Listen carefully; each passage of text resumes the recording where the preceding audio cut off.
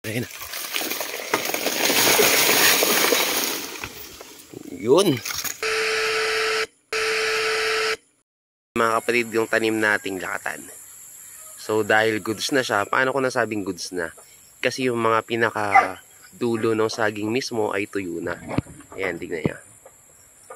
Tuyo na siya. Ayan, yung kulay itim. Ayan. So, tuyo na siya. So, pwede na siyang ibagsak.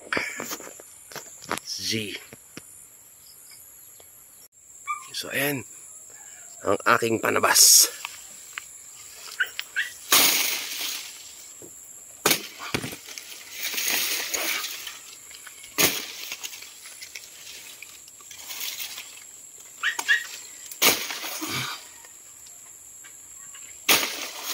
Dito natin siya tirahin bandang taas para hindi siya tuluyang bumagsak.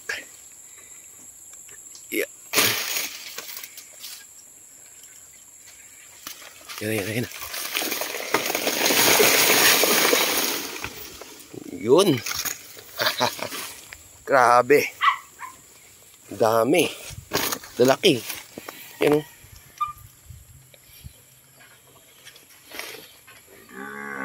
Binigay lang sa atin to before 1 year ago. Saan na yung ating panabas? Ayan, ito. Okay. Oops. 1, 2, 3. Nice. Very nice. So ito mga kapatid wala lang. Gusto kong magtanim. Bakit? Kasi gusto kong mag-harvest.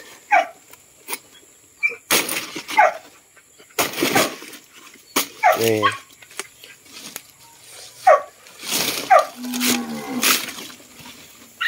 Kasi ito okay? Imbis na bilhin mo, di magtanim ka na lang, di ba? Ayan, no? Yan lang po yung aming bahay. So, yung bahay namin, tinatawag naming kubo. Ayan. Diba? Aming kubo. Diba yung iba, kinakahiya na ipakita yung kanilang tinitirhan kung saan sila natutulog at nagpapahinga. Ayan. So, I'm very proud na ipakita sa inyo kung ano yung tinitirhan ko. Diba? Ganyan lang siya. Natawag nun, rubber roofing. Then, didiskartehan ko lang siya doon kung nakikita nyo yan. Although, yero naman yung kanyang roof, pero kawayan yung ginawa kong pangharang sa taas. Then, kawayan lang din yung nilagay ko. Bali, naghahanap lang ako mga kapatid ng, alam mo yung pwede kong hanapin dito sa paligid ng kubo namin, na, basta yung pwede ng terhan ba? And may mga aso naman kaming, mga Belgian Malinois. So, halos walang nakakalapit dito sa aming kubo. Pero wag ka.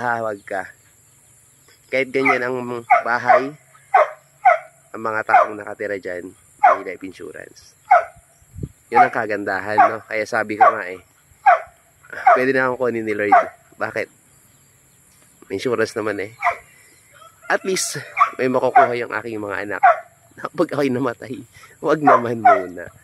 Masaya mabuhay, no? Gusto ko ba makita yung mga anak kong lumaki. Yun lang po, no?